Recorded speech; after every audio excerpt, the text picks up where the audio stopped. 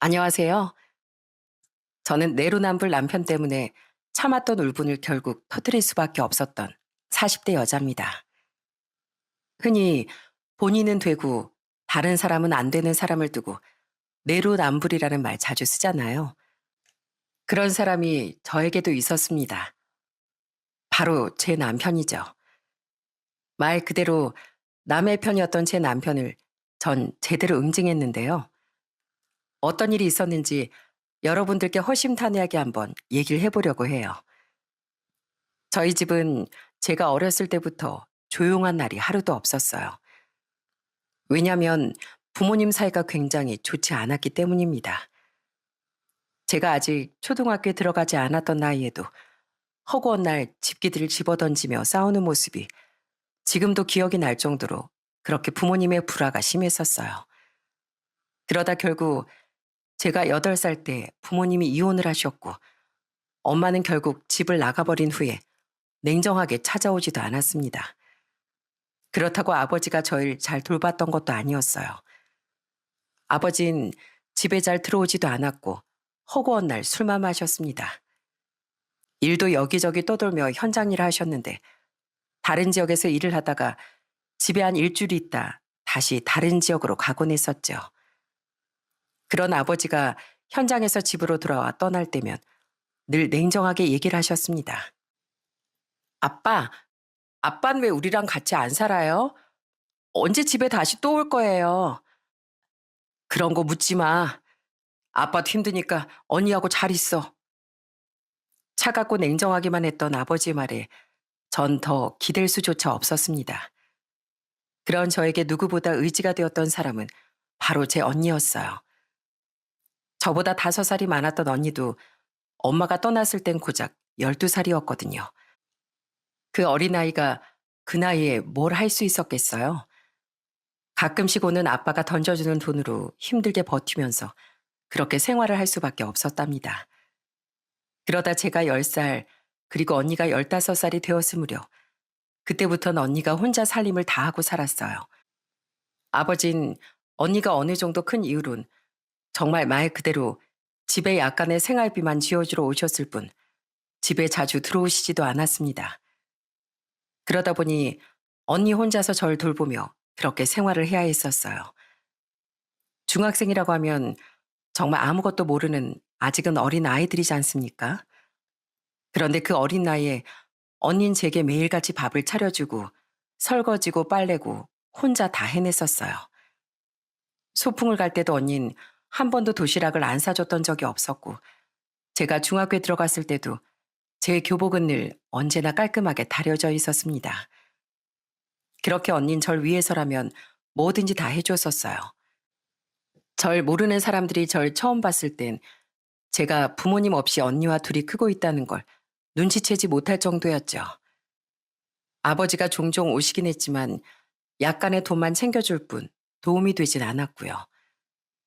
그러다 언닌 고등학교를 졸업한 후에 대학 진학도 포기한 채 공장 생산직으로 들어가게 되었습니다. 아버진 내내 술만 마시고 집엔 전혀 관심도 없으셨으니 당연히 언니가 대학에 진학할 수조차 없었어요.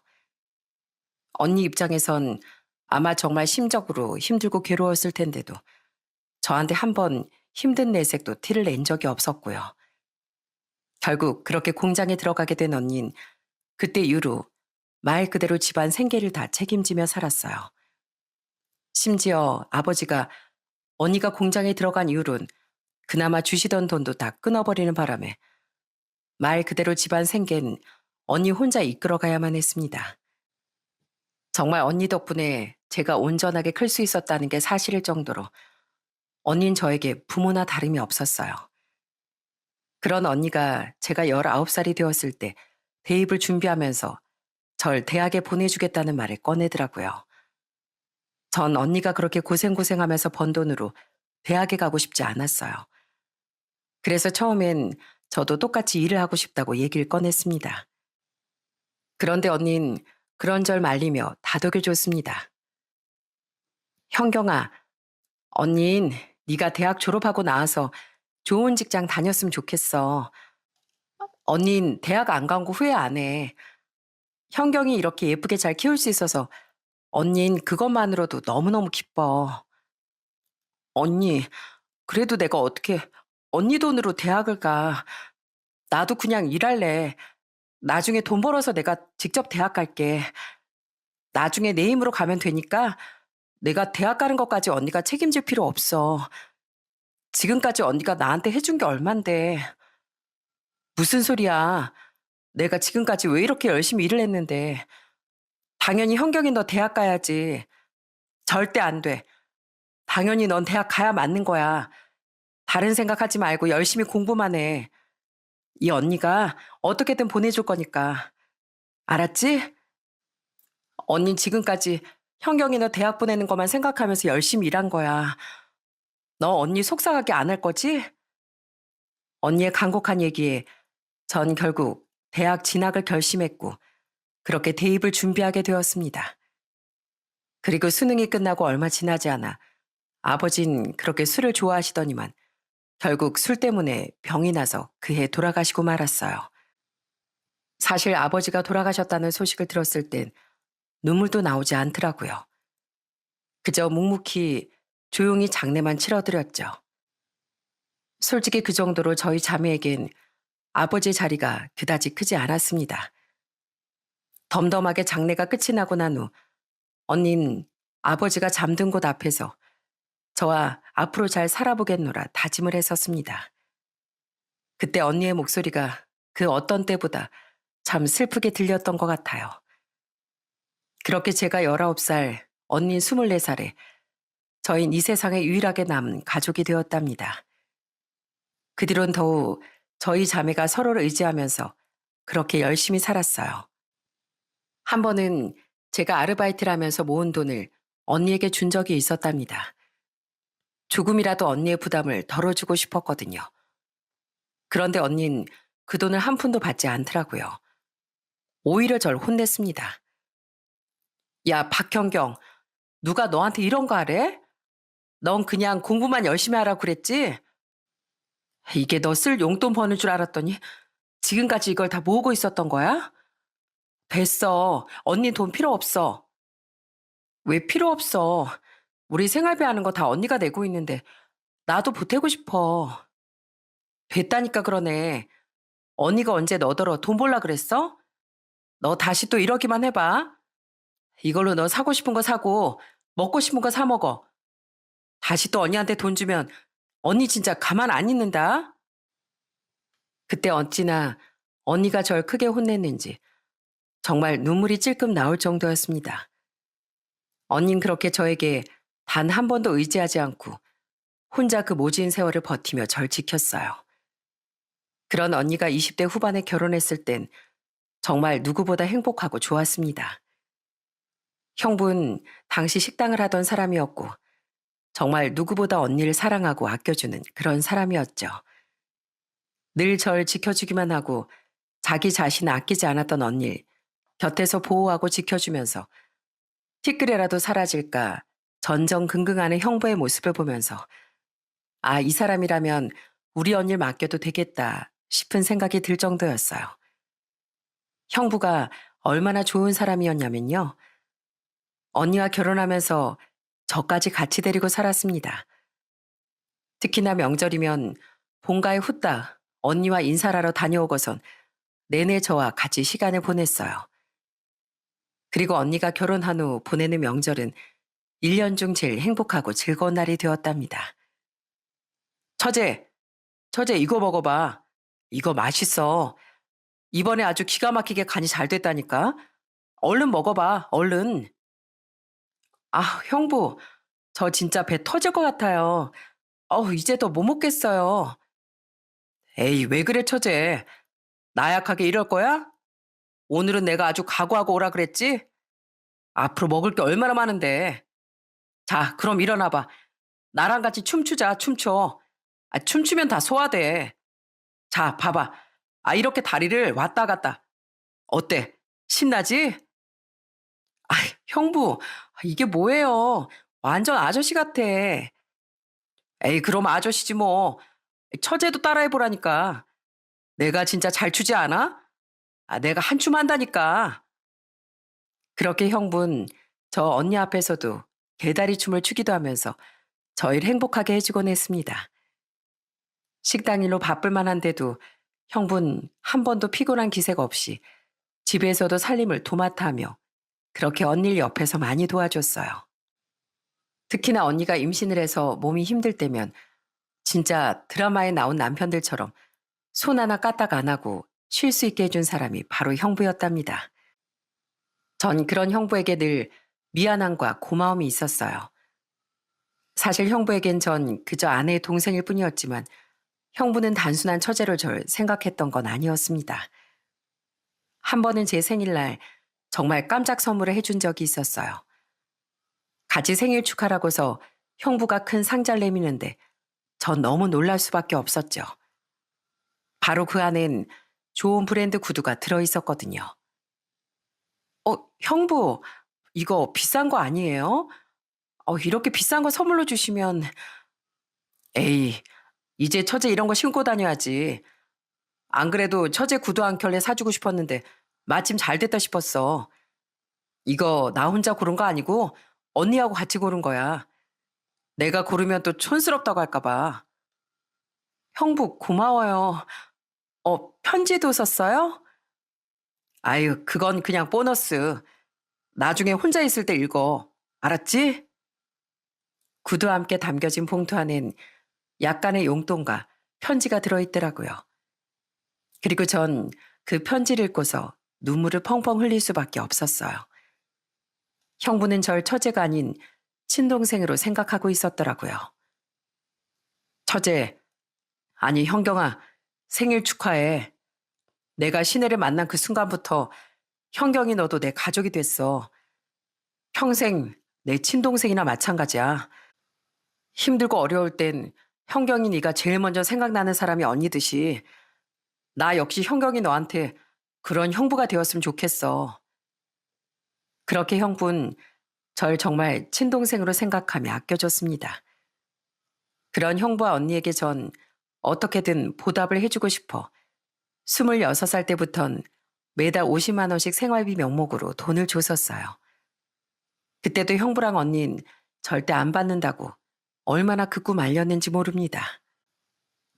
아유, 누가 코 묻은 돈을 받는데. 아유, 주지 마, 처제. 처제 자꾸 돈 준다고 그러면 진짜 확 독립시킨다.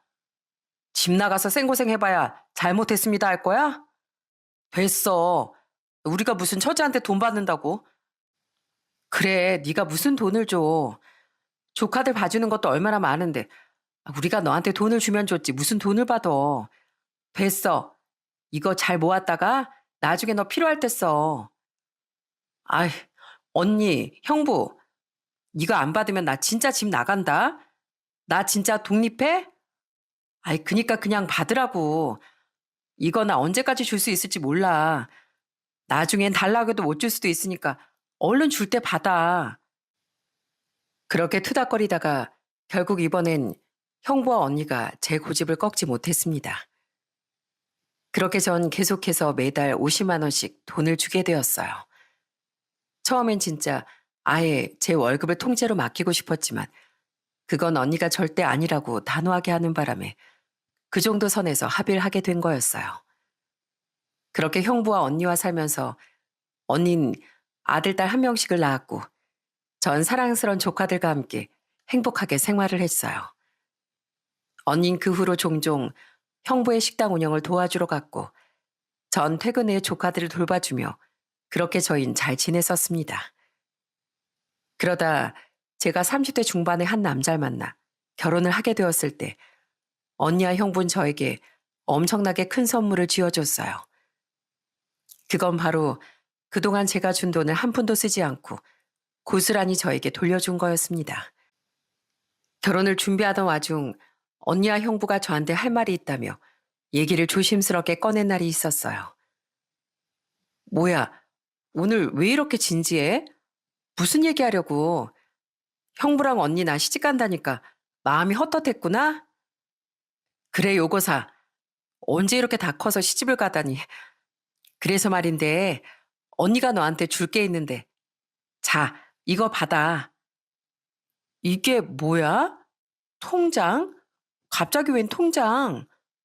허, 이거 내가 그동안 보낸 돈이잖아. 아니, 이걸 여태껏 아무것도 안 쓰고 있었단 말이야? 아니, 왜? 내가 현경이 네가 번 돈을 어떻게 쓰니? 그 고사리 같은 손으로 꾸역꾸역 힘들게 버는 돈인데 언니가 어떻게 써? 우리는 엄마랑 아빠도 안 계시고 너 시집 갈 때 내가 뭐라도 하나 해주고 싶었는데 이거라도 해줄 수 있어서 참 다행이야. 현경아, 너 결혼해서 잘 살아. 그러면서 제 손을 꼭 잡아주는 언니의 손이 어찌나 따뜻했는지 모릅니다. 정말 울컥 눈물이 날 정도였어요. 그리고 선물은 그게 끝이 아니었습니다. 이어서 형부 또한 저에게 큰 선물을 주더라고요. 처제, 그리고 들어보니까 동선의 상황이 별로 안 좋은 것 같던데 처제 앞으로 대출받아서 신혼집 마련하려고 한다며? 요즘 경기도 안 좋은데 언제 그 대출이자 갖고 원금 갚겠어. 그러지 말고 이거 우리가 보태줄 테니까 대출 원금이라도 좀 줄이는 데 써. 네? 형부 아니에요. 저 따로 모아둔 돈도 있고 이렇게 언니가 돈도 줬는데 이걸로 충분해요. 충분하긴 절대 안 되지. 그나마 지금 사업이 잘 되고 있으니까 처제 결혼에 선물 줄 수 있어서 다행이야. 대신 나중에 우리 힘들어지면 모르는 척하기 없기야. 알았지? 그러니까 꼭 받아줘. 처제가 행복하게 앞으로 잘 살면 그게 우리한테 보답하는 길이야. 이거 거절하면 나랑 언니 섭섭하다. 그렇게 전 결혼할 때 형부가 내어준 5천만 원과 언니가 모았던 4천여만 원을 받고 거의 1억이라는 큰 돈을 받을 수 있었어요. 언니네도 사실 이렇게 큰 돈을 내어줄 정도로 엄청나게 잘 사는 편은 아니었거든요. 그렇지만 언니는 정말 부모의 심정으로 저에게 뭐든 더 쥐어주고 싶었던 모양이었어요. 당시 형부는 고깃집을 하고 있었는데 옆에 분점이 있을 정도로 잘 되고 있었거든요. 그렇게 정말 열심히 벌어서 모은 돈을 저에게 기꺼이 내어준다는 것도 전 너무나 감사하고 고마웠습니다. 사실 당시 남편은 저보다 2살이 많았는데 모아둔 돈도 많이 없었고 시댁에서도 도움을 받을 수 있는 형편이 아니었어요. 전에 시부께서 사업을 하다가 빚을 많이 지다 보니 그걸 남편이 갚아주려고 하다 보니까 돈도 별로 못 모았다고 하더라고요. 거기다 신용도 별로 좋지 않았던 상황이라 어찌됐든 제 이름으로 대출을 받아 신혼집을 마련해야 할 상황이었죠. 정말 다행히도 형부와 언니의 도움 덕분에 제가 모아뒀던 돈과 함께 한 1억 7천 정도의 돈으로 결혼 생활을 시작할 수 있었어요. 신혼집을 마련하는데 약간 모자랐던 돈은 대출을 받았지만 형부와 언니의 도움 덕분에 정말 큰 부담을 덜 수 있었답니다. 그렇게 결혼 생활하면서 처음엔 남편도 저에게 잘하고 언니와 형부와도 정말 잘 지냈어요. 시댁에서도 늘 저에게 고생한다, 고맙다 하며 절 아껴주시고 예뻐하셨죠. 시댁은 지방에서도 좀 더 들어가야 하는 촌이라 자주 만나 뵙지 못했지만 한 번씩 뵐 때마다 저한테 시집살이 한번 시키시지 않았어요. 그런 결혼 생활하면서 전 그의 아이를 임신하고 아들 한 명을 낳게 되었답니다. 이렇게 저까지 가정을 꾸리고 나니 정말 모든 게 행복하게만 느껴졌어요. 언니도 잘 살고 저도 잘 살고 있으니까 부모 복은 없어도 남편 복, 자식 복은 그래도 있는가 보구나 생각을 했었죠. 그런데 시간이 지날수록 사람의 실체가 밝혀지기란 시간 문제더라고요. 남편은 다른 건 다 괜찮았는데 유독 교통법규를 잘 지키지 않았었거든요. 명절에 시골에 가면 뒤에 애도 태워 있는 상황인데도 계속 과속을 하고 난폭하게 운전을 할 때가 많았어요. 그래서 옆에서 말리면 남편은 또 아무렇지 않은 듯 얘기를 했습니다. 여보, 왜 이렇게 빨리 달려? 여기 고속도로 아니야. 아우, 지금 벌써 100km야. 이렇게 가다 사고 나면 어떻게 하려고. 아이, 괜찮아. 여기 시골길이라 차 한 대도 안 다녀. 봐봐. 앞에 지나가는 차도 없는데 뭐가 문제야. 이러다가 갑자기 사람 나오면 어떻게 하려고. 아우, 제발 좀 천천히 가. 아유, 괜찮다니까 그러네. 나만 믿어. 내가 여기 길을 얼마나 많이 오갔는데. 눈 감고도 여긴 운전하지 뭐. 나 베스트 드라이버야. 그렇게 마구잡이로 운전할 때도 많다 보니 늘 남편이 운전하는 차를 타면 심장이 벌컹벌컹 진정을 할 수가 없었어요. 그래서 시골에 갔다 올 때면 늘 제가 운전을 하겠다고 먼저 차에 타버릴 때도 많았습니다. 그것뿐만이 아니었어요. 수시로 집엔 주정차 위반 딱지가 얼마나 날아왔는지 모릅니다. 근처에 분명 공영 주차장이 있음에도 불구하고 남편은 그런 것 따윈 아랑곳하지 않고 아무 곳에나 차를 세워두곤 했으니까요. 그래서 이런 것 때문에도 남편과 정말 많이 다퉜었네요. 당신 이것도 뭐야? 이번엔 또 어디다가 차를 세워놨길래 이게 날라와? 아이, 진짜 잠깐 세운 건데 거되게 빡빡하네. 여보, 불법 주정차면 안 되는 곳에 세우니까 그렇지. 이건 교통법규잖아. 지키라고 있는 걸 왜 자꾸 안 지키는 건데. 아유, 괜찮아. 남들도 다 이러고 사는데 뭐 나한테만 그래. 내가 운이 없어서 걸린 거야, 운이 없어서. 전 그런 남편을 볼 때마다 정말 속이 터졌습니다. 그래도 남편도 다시는 안 그러겠다고 하고 조심하겠다고 하니 그런 남편을 믿고 넘어갔었어요. 그게 화근이 될 줄은 꿈에도 생각을 못했네요. 문제는 약간 이런 자기중심적인 게 집안 내력인 것 같더라고요. 남편에겐 누나가 한 명 있었는데 결혼을 해서 다른 지역에 살고 있어 자주 만나지 못했었습니다. 그런데 한 번씩 저희가 살던 곳으로 시누이가 올 때가 있었는데 그러면 당연히 저희 집에서 하룻밤을 보내더라고요. 뭐 그것까지야 가족이니까 그럴 수 있다고 쳐도 시누이는 거기서 끝나는 게 아니었답니다. 바로 올 때마다 늘 저희 집 안방을 차지하더라고요. 올케, 나 저 방에 이불 좀 바꿔줘. 올케네 덮던 거 그대로 덮으라고 할 건 아니지? 나 씻고 있을 테니까 그 사이에 침대 시트랑 싹 바꿔줘. 네? 형님, 제가 저쪽 방에 이부자리 펴놓을게요. 오늘은 거기서 주무세요. 이 시간에 침대 시트며 다 바꾸려면 시간이 걸리잖아요. 새로 세탁한 이불도 있고 저희 집도 안방에 다 있는데 내일 저도 씻고 나가려면 새벽부터 왔다 갔다 해야 돼서요. 그래서 편하게 작은 방에서 자는 건 어떨까요? 뭐야? 아유, 나 맨날 여기 오면 안방에서 자는 거 몰라? 됐어. 그냥 안방 시트 바꿔줘. 야, 재석아. 네 마누라 혼자 하기 힘들대잖아. 너도 같이 해. 이러면 됐지, 옳게? 정말 개념 없고 예의도 없었던 신우는 정말 뻔뻔하게 마치 당연하다는 듯 안방을 내놓으라고 하곤 했습니다. 처음엔 저도 가만히 안 있고 같이 들이받으려고 했지만 남편이 어찌나 중간에서 말리던지 뭐 어차피 1년에 한 번 볼까 말까한 신우였기에 한 번만 참아달라는 남편의 간곡한 부탁에 저도 그냥 넘어가곤 했었죠. 더군다나 신우이가 저희 집에 오는 이유는 딱 하나였습니다. 바로 심해부와 싸워서 집에서 나왔을 때였어요. 처음엔 어디 갈 곳이 없어 오죽하면 남동생네 집을 올까 싶어서 안쓰러운 마음에 저도 신우에게 잘해주려고 했지만 신우를 겪으면 겪을수록 잘해줄 마음이 사라졌죠. 그런데 시간이 지날수록 남편한테서도 마음에 들지 않는 점들이 더 많아지기 시작했습니다. 결혼 전엔 누구보다 당당하고 리더십 있는 사람인 줄 알았는데 그게 아니라 남편은 뻔뻔하고 아나무인인 사람이더라고요. 결혼하고 1년쯤 지났을 때 남편이 형부네 식당에서 직원들과 같이 회식을 한다고 했었습니다. 전 그래도 남편이 저희 언니와 형부를 생각해서 팔아주려고 그러는가 보다 싶었죠. 그래서 회식을 마치고 집에 온 남편한테 물었어요. 여보, 오늘 언니네 매상 얼마나 올려줬어? 그래도 직원들 데리고 가서 다들 고기도 많이 먹고 술도 많이 마셨겠네.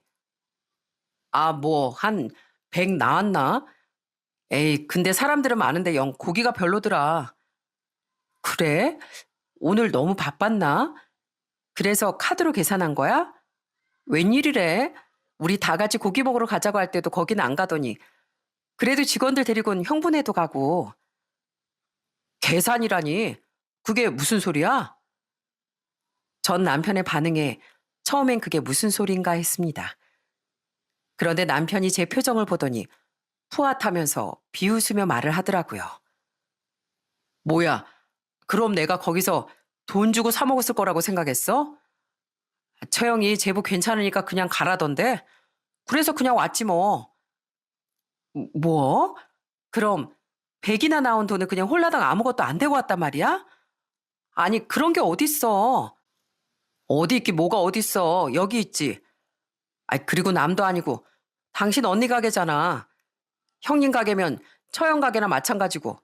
계산 안 할 수도 있지 뭘 그래. 처형한테 제부한테 좋은 대접할 기회 주고 난 우리 직원들한테 한턱 쏠 기회 주고 다 좋았지 뭘 그렇게 화를 내? 뭐라고? 지금 그걸 말이라고 해? 그 정도 팔려면 언니랑 형부가 얼마나 고생해야 하는지 몰라서 그래?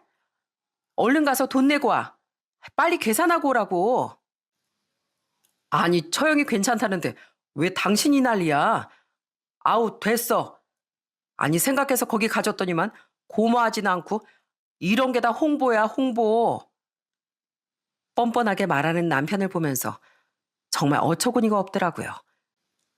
아니, 생각해서 가졌으면 매출을 올려줘야지. 그게 뭐 하는 짓인지.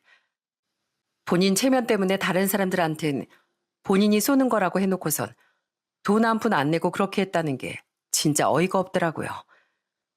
나중에 언니와 형부한테 미안하다며 생활비에서 돈을 빼서 주려고 했지만 언니와 형부는 또 가족인데 뭘 그렇게까지 하냐며 괜찮다고 거절하더라고요. 정말 그때 얼마나 창피하고 제 얼굴이 화끈거렸는지 모릅니다. 결국 남편과 대판 싸워서 그 돈은 갚았지만 진짜 그때 남편에게 너무 실망을 했었어요. 그나마 이때까지만 해도 남편은 뭔가 잘못하면 나중엔 자기 잘못을 시인하고 각서도 쓰면서 저한테 용서를 구했습니다. 저도 아직 아이가 어리니 아이한테 신경 쓰고 직장 생활도 하니까 남편과 일을 똑바로 잘라내지 못했던 게 사실이었고요. 물론 마음속으론 이게 맞나 싶은 생각을 수천 번은 더 했지만 또 매번 이렇게 사고를 치는 것도 아니었으니 그저 불안불안한 심정으로 그렇게 결혼 생활을 이어갔습니다. 그런데 그런 와중 결혼 생활한 지 2년 만에 저희 집에 청천벽력 같은 소식이 들려왔습니다. 그건 바로 형부네 가게에 말도 안 되는 사건이 벌어진 거였어요. 형부 가게에서 신규로 들어온 직원이 한 달도 일을 안 했는데 가부를 해달라고 하질 않나, 계속 핸드폰만 만지고 있질 않나, 출퇴근도 제 시간에 안 하고 자꾸만 일을 제대로 안 하길래 형부가 그 직원을 잘라버렸는데 거기에 앙심을 품고서 커뮤니티에 이상한 글을 올려버린 거였죠. 미성년자들 신분증 확인도 안 하고 술을 판다느니 반찬 재사용을 한다느니 그렇게 글을 써서 신고가 들어와 조사를 받게 되었답니다. 물론 그런 행동 자체가 없었으니 당연히 구청에서 조사가 와도 무혐의를 받게 되었지만 소문이라는 게 진짜 무서운 거였어요.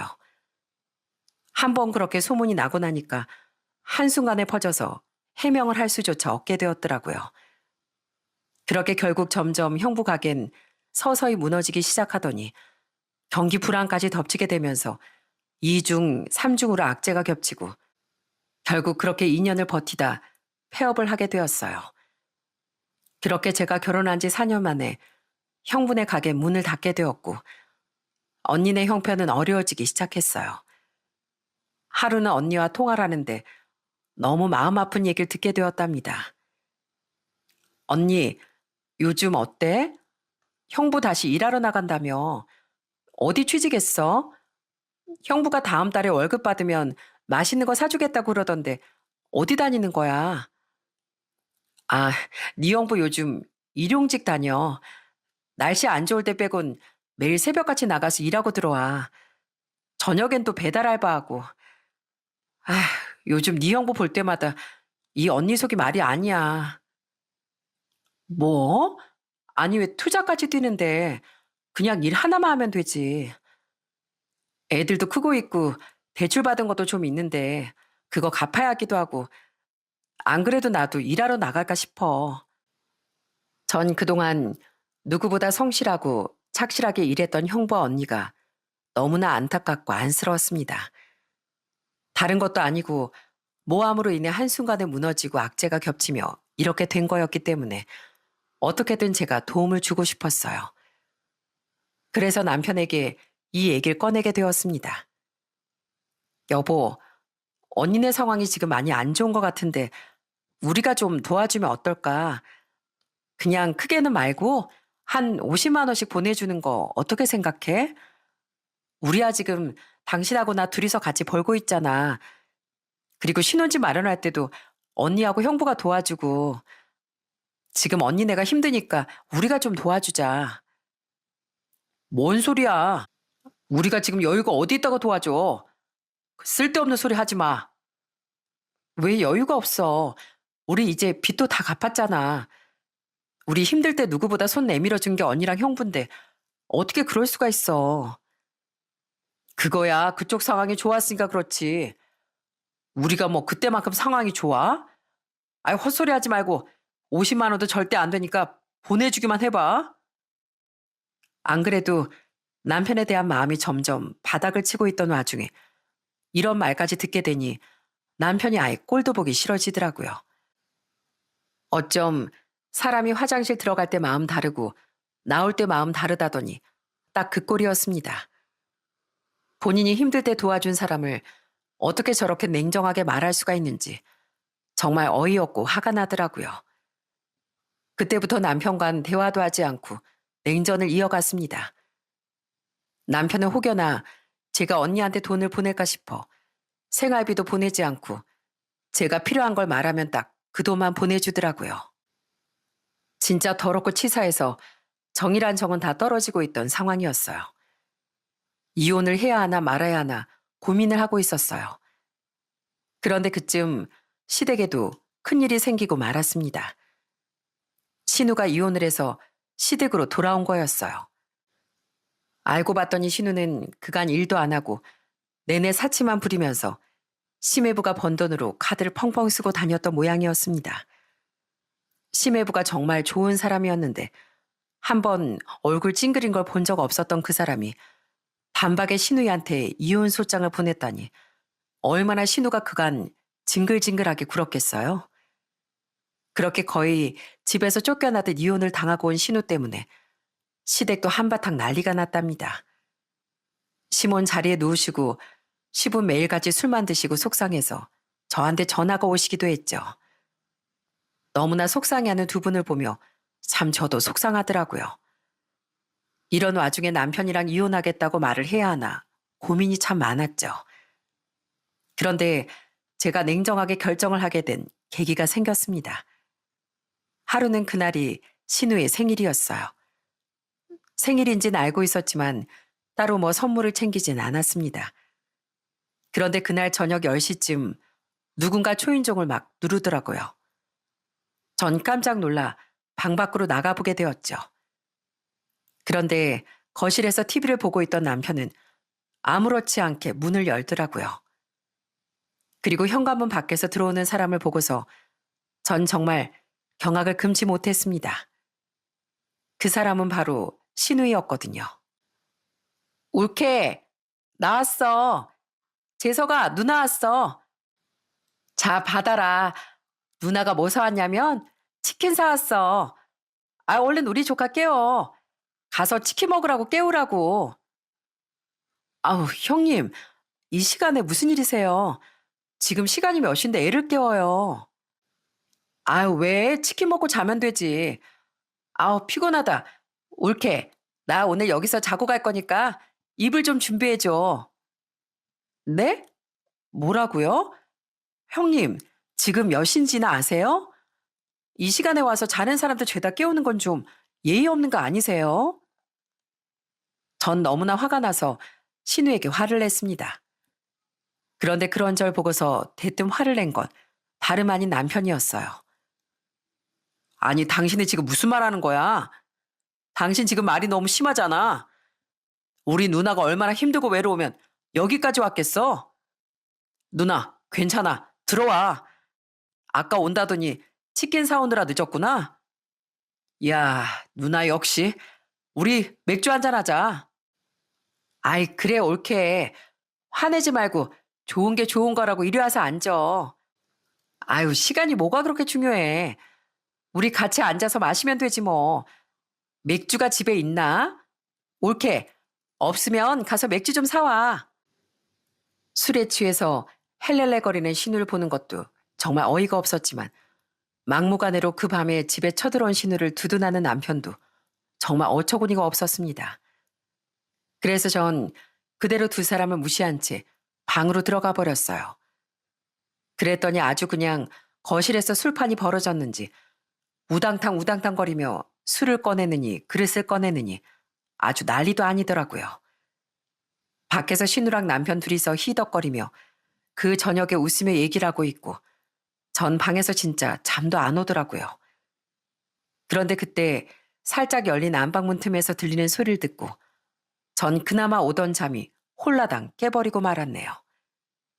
술에 어느덧 잔뜩 취한 신우이랑 남편이 나름 조용히 한다며 얘기를 하는데 고요한 새벽이라 그런지 말소리가 더 잘 들리더라고요.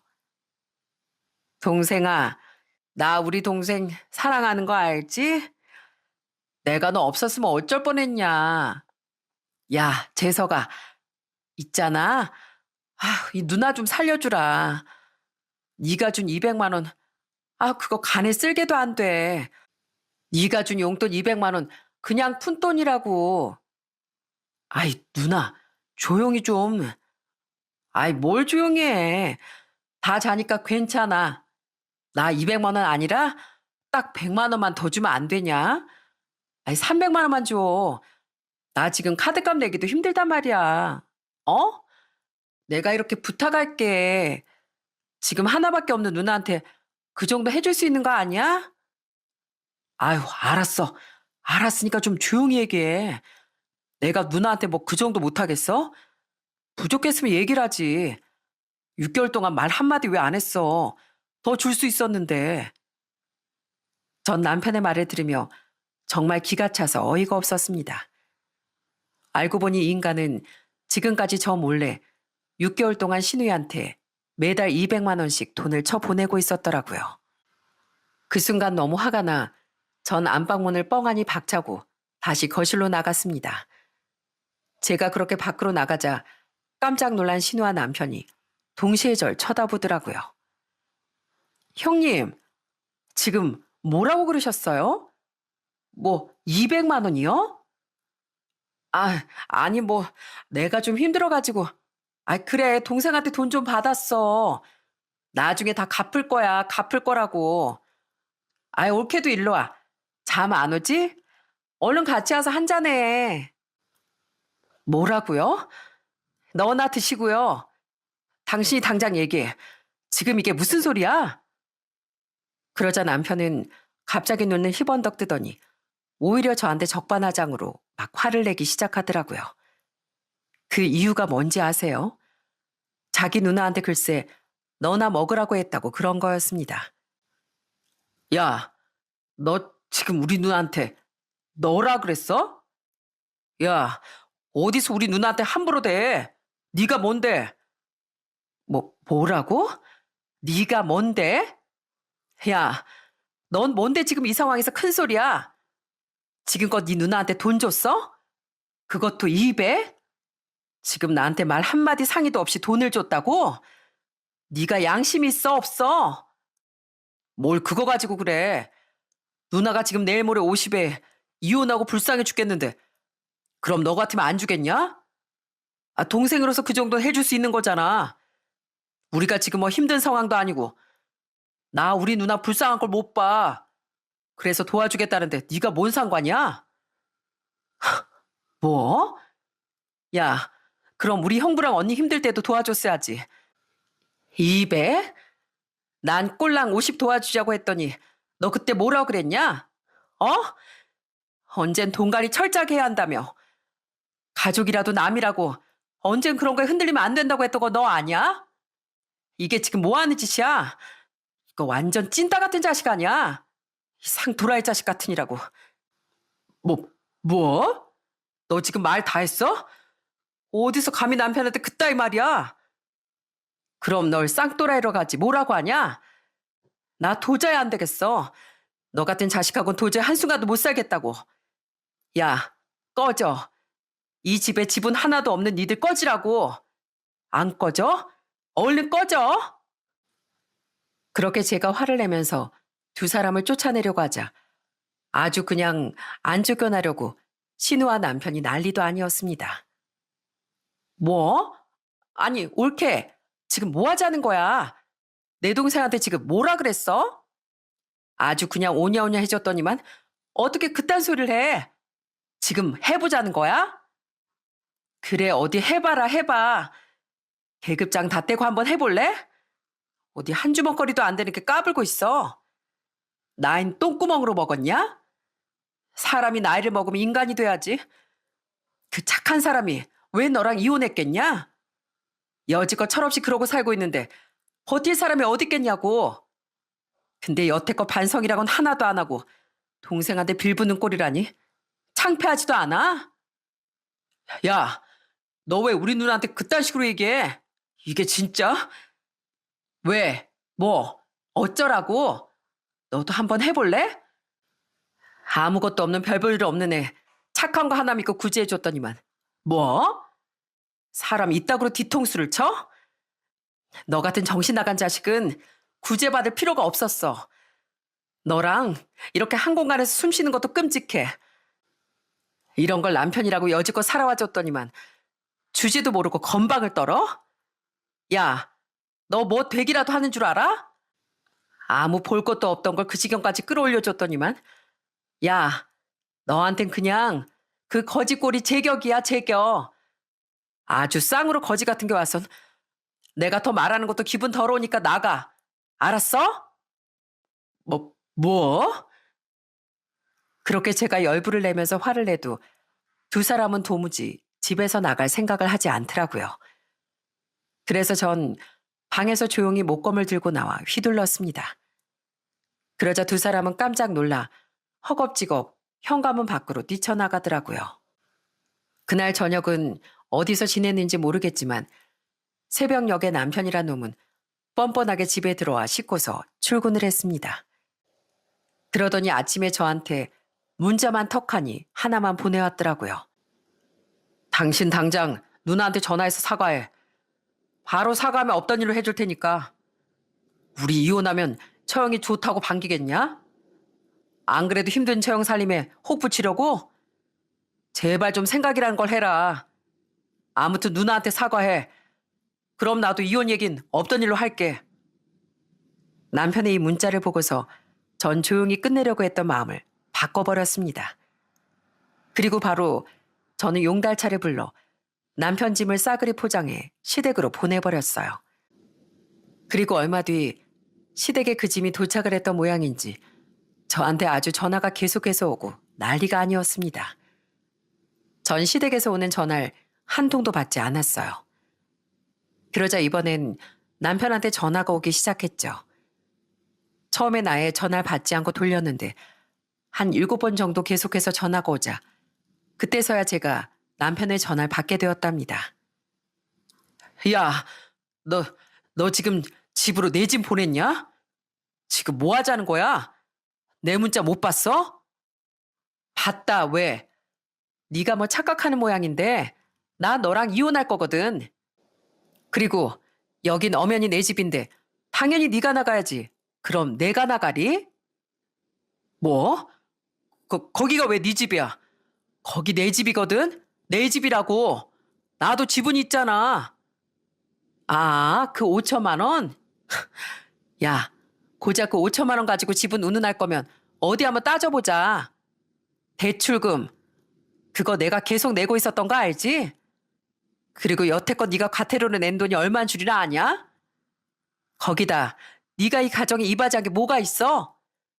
일을 해서 돈을 더 줬어? 가사일을 했니? 애를 봤니? 뭐 하나 제대로 한 것도 없으면서 뭐 지분? 이 집 구할 때 너보다 우리 형부랑 언니가 준 돈 더 많아, 이 자식아. 거기다 염치 없는 네 누나 200만 원씩이나 돈 준 건 어디다 빼먹고 5천 원 우는애? 야, 넌 아빠로서 자격도 없고 남편으로서 자격도 없어. 그러니까 네 집은 주장하고 싶으면 법대로 해, 법대로. 나야말로 구질구질하게 끌고 싶은 너랑 빨리 끝내고 싶거든? 소송하자, 소송해. 그렇게 전 남편과 이혼 소송을 시작하게 되었습니다. 아이가 있었기 때문에 숙려 기간도 3개월 동안 있어야 했고 좀 시간이 걸리더라고요. 그런데 더 기가 막혔던 게 뭔지 아세요? 그동안 저한테 그렇게 잘한다고 생각했던 시부모도 결국엔 팔이 안으로 굽더라고요. 이혼한다고 하니까 불이 나게 저희 집까지 쫓아와선 세상 못된 며느리 취급을 하시는 거 있죠? 전화로 아주 그냥 악다구니를 쓰시는데 그간 알았던 시부모가 정말 맞나 싶더라니까요. 거기다 이혼 숙려 기간 땐 시누이까지 저희 집에 찾아온 적도 있었답니다. 와선 삿대질로 저한테 화를 내는데 진짜 웃기지도 않았어요. 야, 네가 뭔데 이혼을 해? 어디서 시건방지게 시댁을 물러보고 말이야. 네가 그러고도 이혼하면서 잘 살 줄 알아? 부모 없는 거 거둬줬더니만 고마운 줄도 모르고. 뭐? 야, 난 부모는 없지만 너처럼 개념이 없진 않어. 넌 부모도 있는데 왜 그따구로 사니? 아, 이혼하면서 보니까 남편이 몰래 만든 비자금으로 너 도왔더라? 아무튼 피는 못 속인다더니 뻔뻔한 거 뭐 집안 내력이니? 염치가 있으면 여기 찾아올 생각도 못 할 텐데. 니네 집안 사람들은 염치 양심 다 없으니까 이렇게 큰 소리 뻥뻥 칠 수 있나 보지? 그런데 이거 어쩌지? 나도 가만히 있는 사람은 아니라서 말이야. 다시 한번 찾아오면 네 동생 직장에도 싸그리 다 소문낼 줄 알아. 알았어? 네 유일한 밥줄이 네 동생인데 직장 잃어도 되겠냐? 그러니까 정신 차리고 나이값 좀 해. 그렇게 전 신우에게 한 방을 먹이고선 비웃으며 집으로 들어와 버렸습니다. 그 후로 남편과 이혼 소송은 잘 마무리가 되었어요. 법원에서도 제가 집에 이바지한 것도 크고 남편이 거짓말하고서 비자금 만들었던 거, 시댁에 몰래 도움 줬던 거 등등 이런 내용들이 다 이혼 사유가 되었더라고요. 제가 선임했던 변호사가 참 유능한 이혼 전문 변호사였던 것도 한몫했고요. 그렇게 이혼하고서 재산 분할도 거의 대부분 저에게 많이 분할을 하게 되었고 양육비도 제가 남편에게 받으며 양육하기로 결정이 내려지게 되었습니다. 남편은 그냥 처음 들고 온 5천만 원만 딱 분할해주면 끝인 상황이었죠. 참, 한 것도 없으면서 왜 저렇게 큰 소린 떵떵 쳤는지. 아마 제가 가족이라곤 언니밖에 없으니까 제가 언니를 생각해 절대 이혼까지 못할 거라 생각했던 모양이었어요. 그 뒤로 전 이혼이 끝나자마자 집을 팔아버렸어요. 그놈과 있었던 그 공간 자체가 소름이 끼쳐 싸그리 잊고 싶었거든요. 그래서 따로 집을 얻어 지금은 아들과 둘이서 잘 지내고 있답니다. 그리고 집을 팔고 남은 돈으로 형부와 언니한테 받은 돈을 그대로 돌려주게 되었어요. 형부와 언니한테 1억을 돌려주게 되자 처음엔 두 사람이 얼마나 놀랐는지 모릅니다. 형경아, 네가 무슨 돈이 있다고 이 큰 돈을 줘. 앞으로 아이 키우면서 살아가려면 돈도 많이 필요할 텐데 이걸 우리한테 주면 어쩌자고. 언니, 내가 무슨 혼자 살아? 언니가 있으니까 내가 지금 이 자리에 있는 거고 언니가 없었으면 난 이 자리에 있지도 못했어. 그리고 형부가 뭐 남이야? 나한테 형부는 진짜 친오빠나 다름없어. 나 형부 힘들어하는 꼴 더 이상 못 봐. 내가 좀 더 빨리 언니랑 형부 도왔어야 하는 건데 미안해. 그 후로 지금 저희 언니랑 형부는 뭐 하고 있는지 아시나요? 형부가 다시 고깃집을 차렸습니다. 그리고 재기에도 성공을 했어요.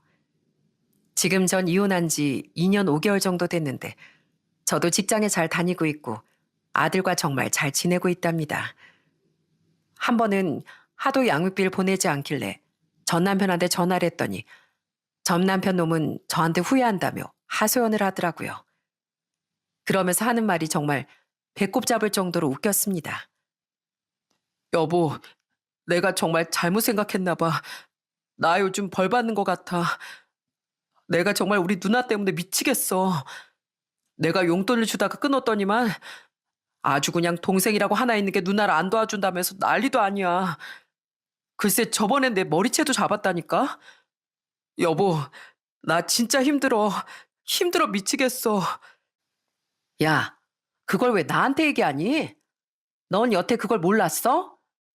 하여튼간 난 거기 상관할 바도 아니고 우린 남남이니까 네 눈하고 자식은 네가 알아서 하고 양육비 네 아들한테 쓰는 거니까 빼놓지 말고 넣어. 알았어?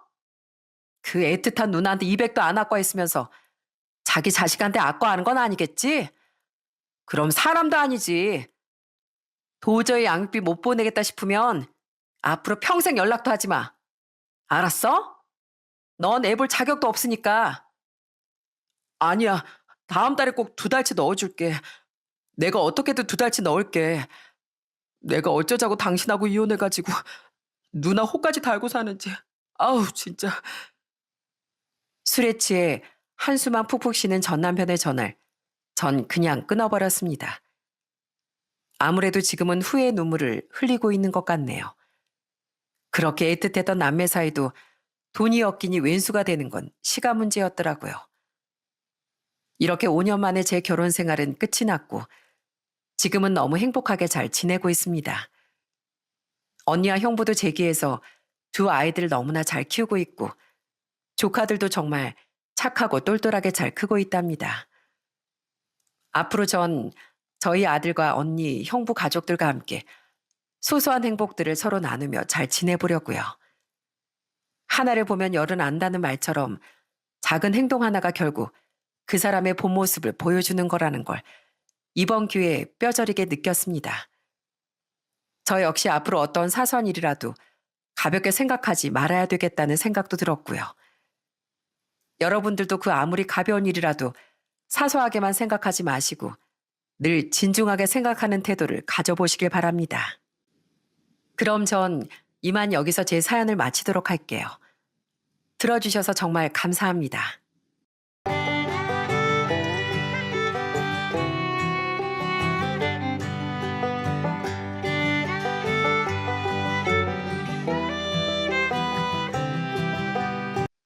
안녕하세요.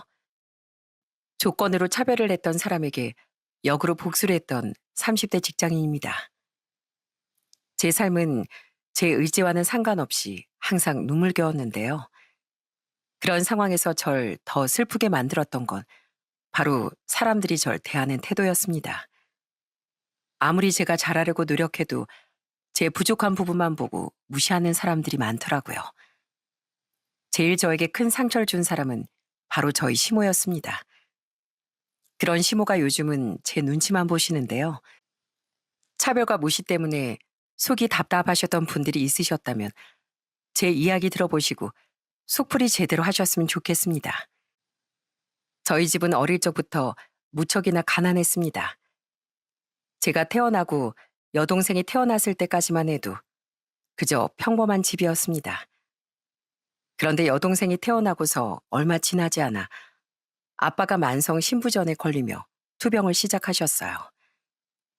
주마다 2~3번은 항상 투석을 받으러 가셔야 했기 때문에 아빤 제대로 된 직장도 다닐 수 없었고 교통비며 병원비 그리고 약값이 계속해서 들어갈 수밖에 없었죠.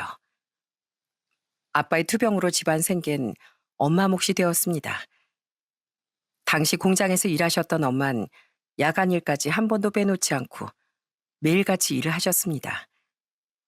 그러다 보니 저와 여동생은 어릴 적부터 엄마 대신 집안일을 해왔었어요. 엄만 아픈 아빠를 대신해 열심히 돈을 버시면서도 번 돈을 모두 아빠의 투병비로 쓰셨습니다. 그러다 보니 저희 집은 늘 가난에 허덕일 수밖에 없었죠. 초등학교를 졸업하고 중학교, 고등학교에 진학을 하고 나서도 저희 집 상황은 나아지지 않았습니다. 오히려 점점 빚이 늘어났죠. 그런 와중에도 저희는 늘 희망을 잃지 않았습니다. 학교가 끝나면 집에 와서 늘 힘없이 누워있는 아빠에게 먼저 인사를 했었는데 그때마다 아빤 밝게 웃어주셨어요. 아빠, 나왔어. 나 오늘 시험 봤는데 나 100점 맞을 것 같아. 정말? 이야, 우리 딸 이번에 진짜 학교에서 1등 하는 거 아니야? 그치? 아빠, 나 진짜 열심히 공부해서 꼭 의사 돼서 아빠 낫게 해줄 거야. 알았지? 그러니까 내가 의사 되기 전까지 아빠 조금만 버텨. 그렇게 희망을 품고서 저희 가족은 어려운 상황을 이겨내려고 노력을 많이 했습니다. 그런데 그 희망이 와장창 깨지고 만 건 제가 고등학교 2학년 때였어요. 오랜 투병으로 면역까지 약해진 아빤 결국 합병증으로 폐혈증에 걸리고 말았고 얼마 못 가 그렇게 아빤 저희의 곁을 떠나시고 말았습니다. 아빠의 장례를 치르며 얼마나 눈물을 펑펑 흘렸는지 모릅니다. 그런데 아빠가 떠났다는 사실보다 더 슬펐던 건 바로 냉혹한 현실이었어요. 아빤 떠났지만 10여 년이 넘는 세월 동안 투병을 하면서 생긴 빚들은 아빠의 장례가 끝나자마자 정말 무섭게 저희를 압박하기 시작하더군요. 엄만 쉬는 날에도 제대로 쉬지도 않고 소일거리를 찾아 돈을 버셨습니다. 그럼에도 불구하고 산더미처럼 쌓인 빚을 감당하지 못하셨어요. 늘 빚 독촉에 시달리며 어렵게 살다 보니 자연스럽게 전 대학 진학을 꿈꿀 수조차 없었죠. 그래서 고등학교를 졸업하자마자 전 곧바로 공장 격리로 취직해 돈을 벌기 시작했습니다. 그런데 참 현실이라는 게 너무나도 끔찍했습니다. 그렇게 죽기 살기로 돈을 벌어도 상황이 나아지지 않더라고요. 20대를 시작하고 끝날 때까지 전 계속해서 일만 했지만 집안 상황은 한순간도 좋지 않았습니다.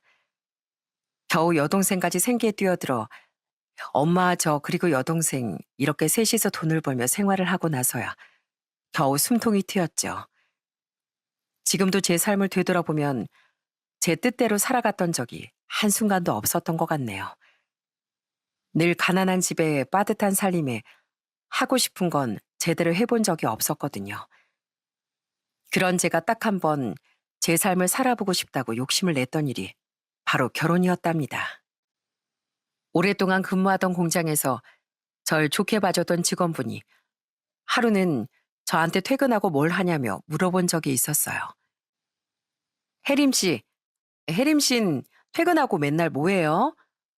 보니까 집에 바로 가는 것 같던데 친구들이나 뭐 남자친구나 안 만나요? 저 친구 없어요. 남자친구도 없고 그러니 집에 가서 쉬어야죠 뭐. 에이, 혜림 씨 정도면 남자친구 만나려고 하면 얼마든지 만날 수 있을 것 같은데. 그럼 혹시 괜찮으면 저 아는 동생 한번 만나볼래요? 아니 뭐 그냥 친구 삼아 친하게 지내도 좋고. 사실 그 전에도 소개팅을 받아보라는 제안은 몇 번 들었었지만 늘 거절했었는데 그날은 이상하게 그 제안을 받아보고 싶더라고요. 그렇게 나가게 된 자리에서 전 지금의 남편을 만나게 된 거였어요. 남편은 첫인상부터 너무 선하고 좋은 사람이라고 느껴졌습니다. 활짝 웃을 때 살짝 들어가는 한쪽 고조개도 좋았고 가지런한 치아도 반달 모양의 눈도 너무 좋았어요. 남편 역시 처음부터 절 마음에 들어 했습니다. 그렇게 저희는 순식간에 서로에게 빠져 연애를 시작하게 되었고 연애 1년 만에 결혼까지 결심을 하게 되었어요. 솔직히 저에게 결혼이라는 건 사치라고 생각했었거든요. 남편이 처음 결혼하자고 얘기를 꺼냈을 때 정말 많이 주저했습니다. 시댁에서도 절 마음에 들어하지 않을 거라고 생각했었고요. 그런데 생각보다 시댁에선 큰 반대가 없었어요. 그래서 제가 이런 일을 겪을 거라곤 꿈에도 상상을 못했습니다. 시댁은 사남 일녀로 남편이 둘째였는데 다들 좋은 직업을 가지고 있었고 시댁 역시 중산층이었어요. 그런 집에서 절 받아줄 수 있었던 건 바로 시아버지 덕분이었습니다. 시아버지께선 어릴 적 무척이나 가난한 집안에서 사셨고 일찍 부모를 여의어 학교도 제대로 다니지 못한 채 10대 때부터 돈을 벌기 시작하셨대요. 죽기 살기로 버티며 그렇게 일하다 우연히 배운 기술로 주방 가구 시공을 시작하게 된 거였고, 그러면서 생활이 좀 나아지셨다고 했습니다. 그러다 보니 비슷한 환경에서 자란 절 누구보다 기특하게 생각하시면서도 안쓰럽게 여기셨죠. 첫 명절날은 지금도 기억이 나는 게 시부께서 저한테 한우 고기 세트를 쥐어주시며 제 등을 토닥이면서 얘기를 하시더라고요. 혜림아, 이거 가지고 가서 식구들이랑 나눠 먹거라. 명절 치르느라 고생 많았다. 힘들었지? 결혼하고서 첫 명절은 유난히 고되고 힘들다고 하더구나. 친정 가서 힘들었던 거 다 풀고 오너라. 감사해요, 아버님. 근데 저희 집에선 아무것도 보내드리지도 못했는데. 아유, 그런 건 괜찮어. 신경 쓰지 마. 귀한 딸내미 시집 보내 시댁에서 이렇게 고생시켰는데 이 정도는 쥐어 보내야지. 염려 말고 잘 다녀오느라 사돈께 안부 전해드리고. 시부께선 유난히 절 예뻐하셨고 늘 저희 집을 잘 챙겨주셨어요. 명절이나 새해가 되면 저희 집에 보낼 과일이며 고기며 꼼꼼히 챙겨 저에게 전해주시기도 했고요. 그런 시부 때문이었는지 시모는 저에게 별말을 하지 못하셨습니다. 사실 시모는 저를 별로 마음에 들어 하시진 않았어요.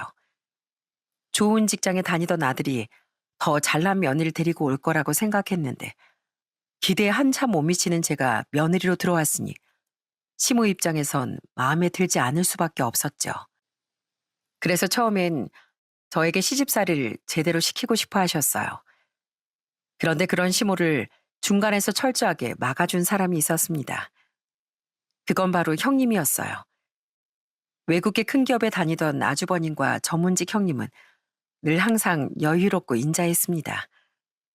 특히나 형님은 형님 부모님께서 해외 선교 활동도 많이 하실 정도로 좋은 분들이었고, 형님 또한 마음씨가 너무나도 착하셨어요. 그래서 시모가 저에게 심하게 구실 때마다 형님이 나서서 막아주시곤 했죠.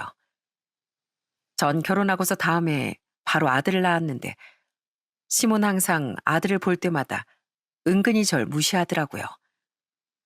하루는 다 같이 밥을 먹는데 자꾸만 저희 아들에게 생선을 먹여주는 거였습니다.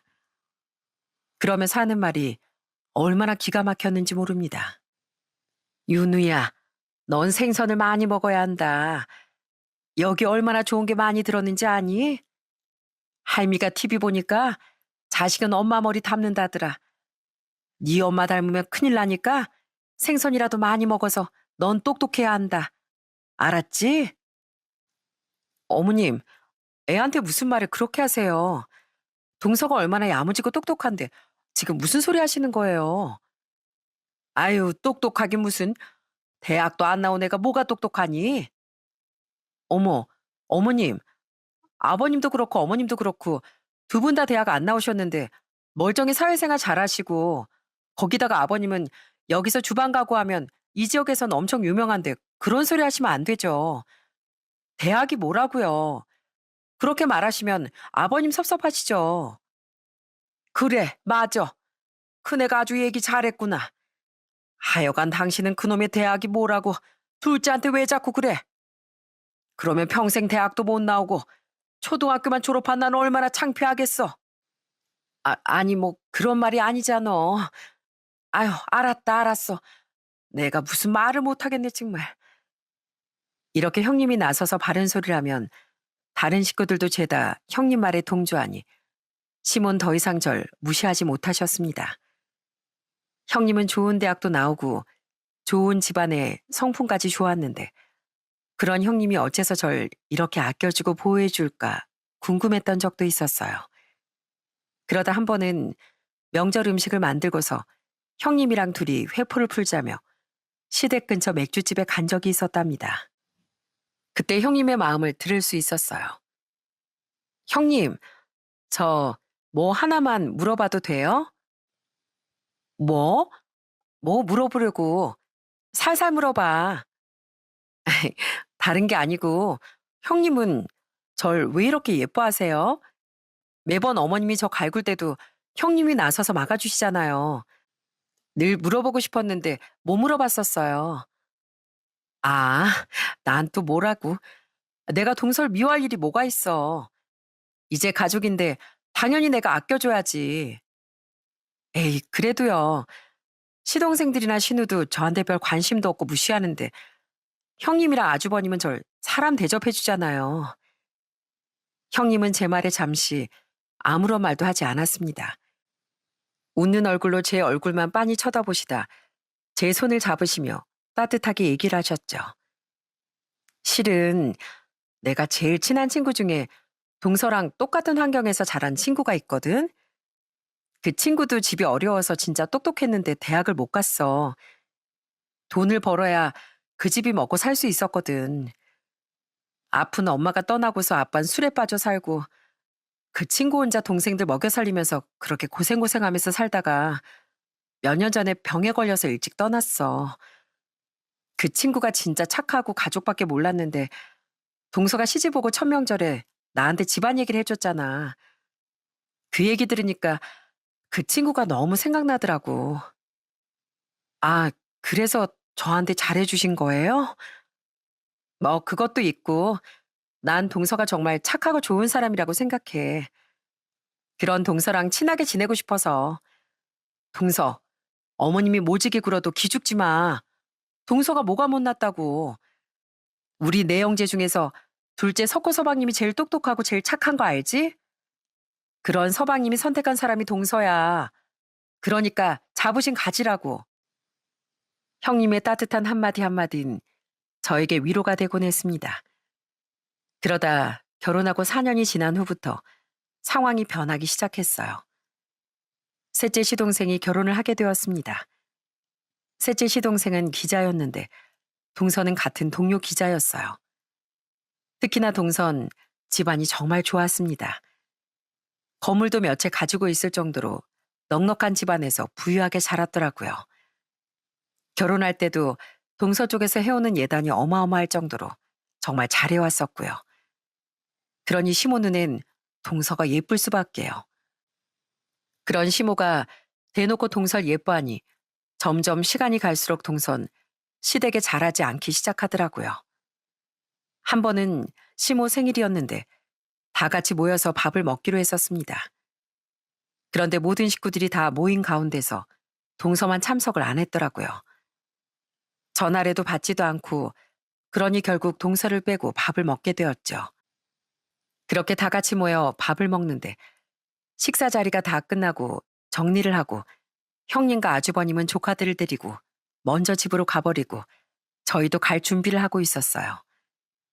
그런데 그때가 되어서야 동서가 딱 시댁에 도착하는 거 있죠? 그 모습을 보고서 시모가 처음엔 좀 툴툴대더라고요. 아이고, 귀하신 분 이제 행차하셨네. 뭐 바쁜 일 있었냐? 아이 온다 그래 놓고선 전화도 안 하고 내내 기다리다가 밥 다 먹고 치웠다. 딱 봐도 기분 나빠 보이는 시모를 보면서 동선 바로 가방에서 두툼한 봉투 하나를 시모에게 건네더라고요. 어머님, 죄송해요. 제가 일이 좀 바빠서요. 일찍 오려고 했는데 갑자기 급한 일이 생겨서 전화도 못 드렸네요. 아, 이건 어머님 생신 선물이에요. 뭐라도 사올까 했는데 제가 또 너무 바쁘지 뭐예요. 대신 어머님 사고 싶은 거 있으시면 이걸로 사세요. 아이고, 뭘 이렇게 많이 줘. 세상에. 생일 2번 하면 차 사도 되겠다, 얘. 아이, 어머님, 이 정도는 기본이죠. 다음엔 제가 더 좋은 걸로 선물 사드릴게요. 근데 저녁은 다 치운 거예요? 아우, 저 배고픈데. 100만 원이 넘게 들어있었던 그 봉투를 보고선 시몬의 한순간에 표정이 변하더군요. 그러더니 동서가 배가 고프다고 하자마자 저한테 재촉을 하셨습니다. 아이고구, 셋째 너 배고프냐? 아이 둘째야 뭐하니? 가서 얼른 밥 차리지 않고. 셋째 배고프다는데 밥은 먹이고 보내야지. 네? 어머님, 아까 음식을 다 먹어서 없는데요. 미역국 한 그릇 남았는데 이거라도. 아유, 그걸 누구 코에 붙여? 얼른 전 다시 붙여라. 재료는 있잖니. 셋째야, 잠깐 앉아 있어. 금방 저녁 차려줄 테니까. 아유, 바쁘면 미리 얘기를 하지. 너 먹을 거 따로 남겨둘 걸. 아유, 둘째야, 뭐하니? 얼른 밥 안 차리고. 전 너무나 어처구니가 없어 가만히 쳐다보기만 했는데 그런 절 보면서 시몬은 짜증을 부리기 시작했습니다. 이해, 넌 뭘 그렇게 쳐다만 보고 있어? 가서 얼른 밥 안 하니? 아유, 셋째 배고프대잖아. 얼른 가서 차려라. 어머님, 저희 애도 가서 자야 되고 저희도 늦었어요. 배고프면 동서가 알아서 차려 먹던지 집에 가서 먹던지 하지. 뒤늦게 와선 왜 제가 밥을 차려야 하는 건데요. 전 못합니다. 저 이제 갈 거예요. 가긴 어딜 가. 아이, 그럼 밥이라도 차려놓고 가. 넌 내 생일이라고 아무것도 안 해왔으니까 그러지. 한 거 없으면 이런 거라도 오늘 같은 날 해야지. 뭘 그렇게 말이 많어. 시모의 검은 속내가 그때 완전히 드러났습니다. 안 그래도 부족하고 못나 보였던 제가 다른 동서들과 비교가 되니 그때부터 나에 대놓고 차별을 하더라고요. 시모의 말에 동선 흑흑대며 비웃고 시동생들도 그런절 한심하다는 듯이 쳐다만 볼 뿐이었습니다. 동선 시모의 마음을 누구보다 잘 이용했어요. 자신이 잘못하더라도 돈만 두둑하게 쥐어주면 시모는 금세 화가 풀리고 좋아했으니까요. 그러니 생일이고 명절이고 어떤 날이든 동선 그저 시모에게 돈만 쥐어주며 상황을 피해갔죠. 저나 형님은 그런 동서의 태도를 못마땅해 했지만 시모는 오히려 그런 동서가 바빠 그렇다며 이해해버리곤 했습니다. 그런 분위기 속에서 화를 낸 건 시부와 남편뿐이었어요. 당신 지금 뭐 하는 거야? 생일이라고 지금 막 나가자는 거야? 셋째 너도 늦을 거면 늦는다고 미리 얘기를 해야지. 이 시간에 와서 밥 달라는 게 말이 돼? 집에 가서 먹거라. 그리고 당신이 여태껏 당신 생일상 차린 둘째한테 뭐 하자는 거야? 그래, 엄마. 왜 자꾸 제 아내한테 그렇게 대하세요? 그리고 아내랑 저도 어머님 생일 선물 드렸잖아요. 뭐 돈이 적어서 그러세요? 그것 때문에 이렇게 차별하시냐고요? 여태까지 아무런 말도 안 했었는데 해도 해도 너무하시네요. 여보, 얼른 가자. 결국 저와 남편은 아들을 데리고서 시댁을 나와버렸고 뒤에선 시모가 툴툴대는 소리가 들려왔습니다. 얼마나 어처구니가 없고 화가 나던지 그날 이후로 남편은 시댁에 당분간 가지 말자는 얘기까지 나왔어요. 나중에 시부께서 미안하다고 제게 연락이 오셨지만 시몬 저한테 사과조차 하지 않으셨고요. 오히려 저 때문에 집안 분위기가 망쳤다면서 내 탓이니 아들 기분도 내가 풀어야 한다는 말도 안 되는 전화만 하시더라고요. 그러던 와중 결혼 5년 차에 제가 시댁에서 제일 많이 의지하던 형님네가 갑작스럽게 해외로 떠나시게 되었어요. 좋은 기회에 해외 발령을 받게 된 아주머님을 따라 형님과 조카들이 다 해외 생활을 하시기로 한 거죠. 너무 아쉽기도 했지만 그래도 좋은 환경에서 더 넓은 세상을 볼 수 있는 기회라 형님네 가정엔 더할 나위 없이 좋은 일이라고 생각했습니다. 그렇게 형님네가 이사 가던 날 형님은 절 꼭 안아주시며 얘기를 하셨어요. 동서, 여권 꼭 만들어놔. 나중에 우리 사는 곳에 꼭 와야 돼. 알았지? 내가 비행기 티켓부터 싹 다 준비하고 있을게. 형님, 아프지 말고 자주 연락해요. 형님 안 계시면 이젠 전 어쩌나 싶어요. 동서, 내가 말했지? 동서는 어디서든 사랑받을 수 있는 사람이라고. 그러니까 기죽지 말고 당당하게 살아. 그렇게 아쉬운 이별을 하고서 1년 후엔 넷째 시동생도 결혼을 하게 되었습니다. 막내 시동생은 대기업에 다니고 있었는데 막내 동선 중학교 선생님이었어요. 그래서 시모는 막내 동서도 너무 예뻐하셨습니다. 한 번씩 시댁에 가면 시모가 차별하는 게 너무 티가 날 때도 있었어요. 그러다 보니 저흰 되도록 시댁에 잘 가지 않았지만 한 번씩 갈 때마다 진짜 밥이 입으로 넘어가는지 코로 넘어가는지 모를 정도였습니다. 동서들은 그런 제 마음을 아는지 모르는지 시모에게 어떻게든 예쁨을 받아보려고 하더라고요. 잘 사는 셋째 동선 물량 공세로 시모의 환심을 사고 막내 동서 역시 똑똑하단 이유로 사랑을 받았습니다. 조카들이 태어났을 때도 분위기는 확 달랐어요. 제가 출산했을 땐 시모가 그나마 아들을 낳아 다행이라고 말만 한마디 했을 뿐 제 산후조리를 도와주거나 그 비용을 보태준 적이 없었어요. 그런데 셋째 동서가 아이를 낳자마자 시모는 산후조리원 비용부터 싹 다 대주고 그 후에 산후조리를 도와준다며 매일같이 반찬을 해다 나르곤 했습니다. 그걸 알고서 어찌나 서운했는지 시모에게 섭섭함을 내비친 적도 있었어요. 어머님, 동서한텐 매일 반찬 해다 준다면서요. 어머님 좀 서운해요. 저 우리 윤우 나왔을 땐 아무것도 안 해주셨잖아요. 오히려 남편 굶을까봐 반찬 뭐 하냐고 전화만 하셨지. 좀 서운하네요. 넌 참 서운할 것도 많다, 얘. 곱게 자란 네 동서랑 너랑 같어? 너는 흙바닥에서 굴렀으니 애 낳아도 별 아플 것도 없겠다만 걔는 온실 속 화초처럼 자라가지고는 얼마나 힘들겠니? 그리고 넌 형님이나 된 게 그거 가지고 서운하다 어쩐다 하니? 예, 그럼 네가 동서들이 하는 만큼 나한테 한번 해봐. 나도 받은 게 있으니까 걔들한테 잘하지. 넌 대체 나한테 해주는 게 뭐니? 어머님, 제가 또 뭘 못했는데요. 꼭 돈을 쥐어줘야 잘하는 거예요? 그럼 난 돈이면 다 된다. 다 돼. 넌 배운 것도 없고 가진 것도 없이 시집 왔으니 당연히 시댁에서 일하는 게 당연하지. 그거 가지고서 섭섭하다 뭐다. 아유, 어머님, 진짜 돈만 그렇게 밝히시다가 정말 큰일 나요. 어머님 나중에 후회하실 일 있으실 거예요. 사실 전 시집 오고 나서 시댁에 정말 최선을 다했거든요. 명절이고 생일이고 제사고 한 번 빠짐없이 다 참석을 해서 음식도 군말 없이 만들고 또 시모가 아프다고 하면 병원에 모시고 가 데리고 오는 것도 다 제가 했었고요.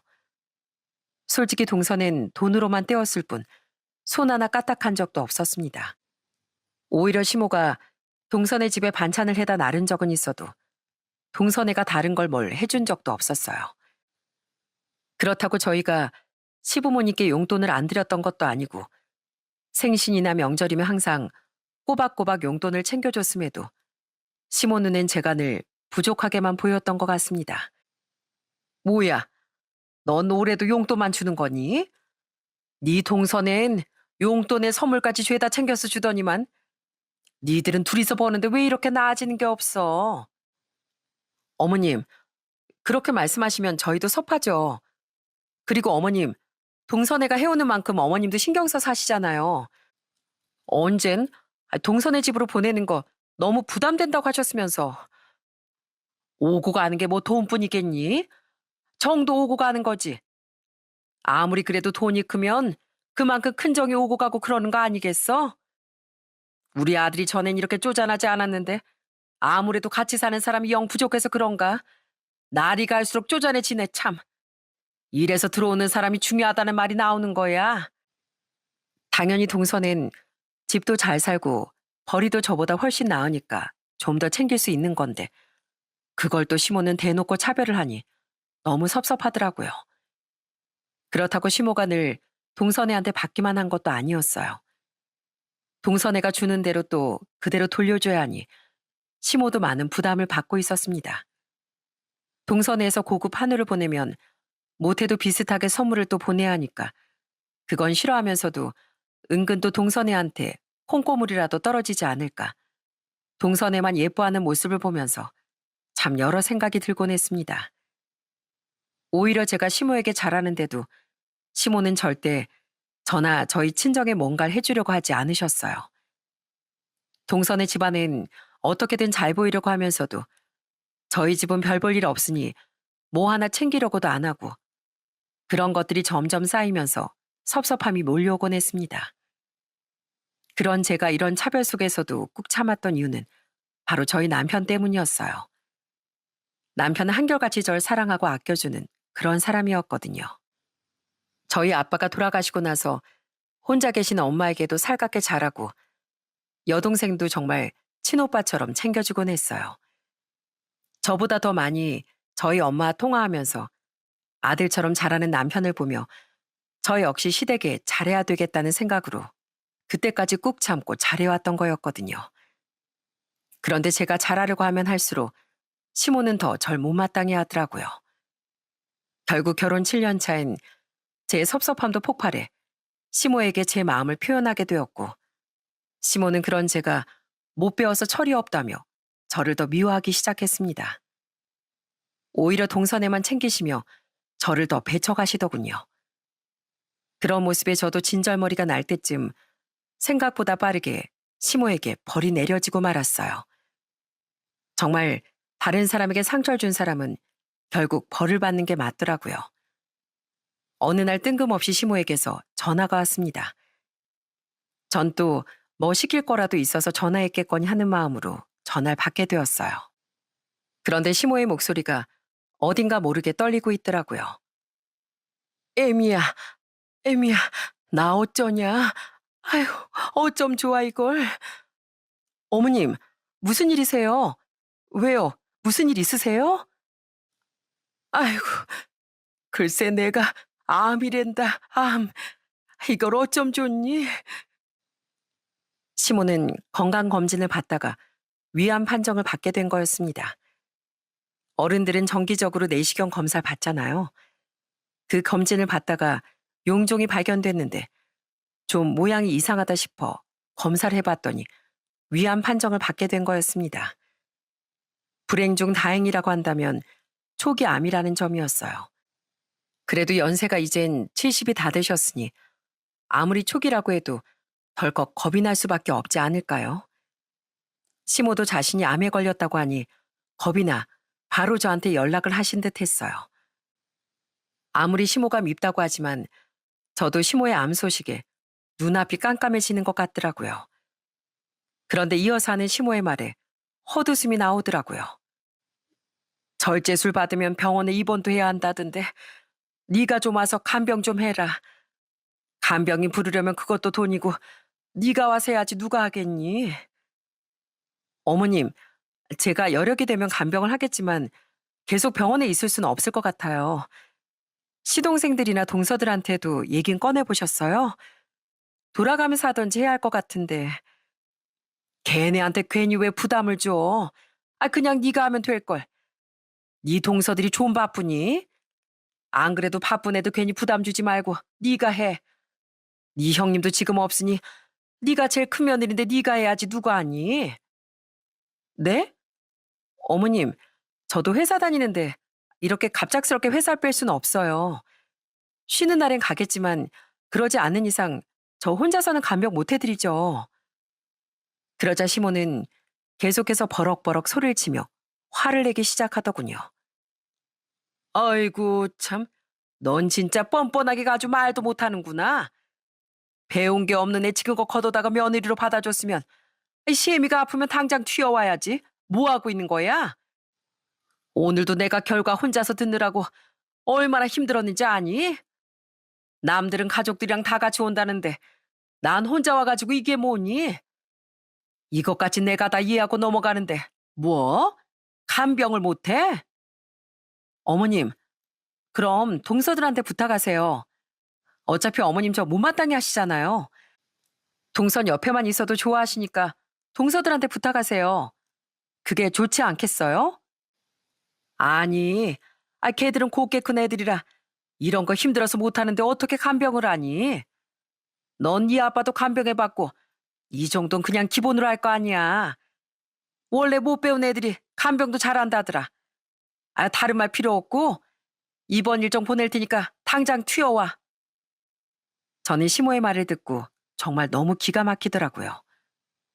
그렇게 뭐든 퍼다주는 동서들은 이럴 때 한번 부르지도 않으면서 내내 무시했던 절 왜 간병하라고 부르는지 이해가 되지 않더라고요.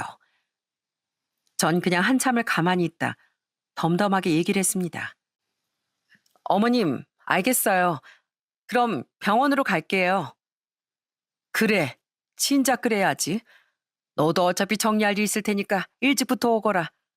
나도 오늘 집에 가서 짐도 챙기고 입원할 준비도 해야 하니까.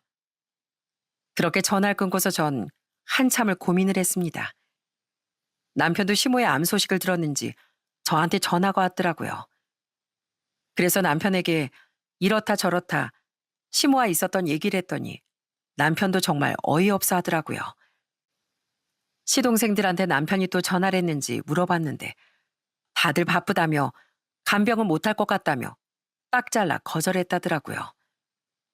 당시 동선 육아 때문에 일도 쉬고 있었고 막내 동서 또한 학교 방학이라 좀 여유로운 상황이었는데도 둘 다 간병은 못한다며 거절을 했던 거죠. 그 와중에 이번 날 새벽부터 시모는 바로 저한테 전화를 해오시더군요. 어머마, 너 언제 병원에 올 거냐?